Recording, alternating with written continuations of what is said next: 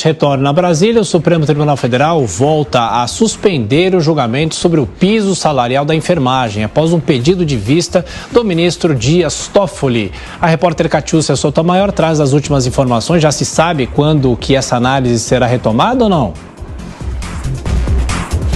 Olha, Tiago, ainda não foi divulgada uma nova data. Entretanto, o STF fixou um prazo de 90 dias para pedidos de vista. E depois desse período, os processos são liberados automaticamente para que o julgamento possa continuar. Esse tema está no STF desde setembro do ano passado, após o Congresso aprovar a remuneração mínima para enfermeiro, técnico de enfermagem e auxiliar de enfermagem, e também parteira, nas redes pública e particular de saúde. O relator da ação que questionou essa medida, o ministro Barroso, decidiu na época pela suspensão da norma até que fossem analisados os impactos financeiros. Este ano, Barroso revogou essa decisão que suspendia o piso depois da sanção da lei que permitiu ao governo federal transferir mais de 7 bilhões de reais para que estados e municípios possam fazer o pagamento.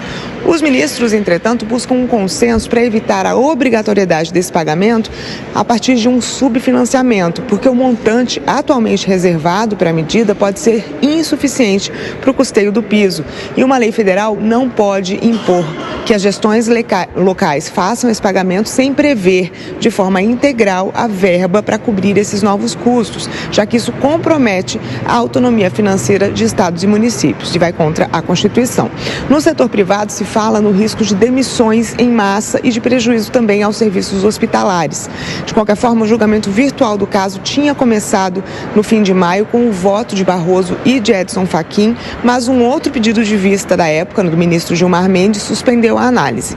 Hoje, então, ele foi retomado, mas foi retomado no plenário virtual da Corte com um voto conjunto entre os ministros Luiz Roberto Barroso, que é o relator, e Gilmar Mendes.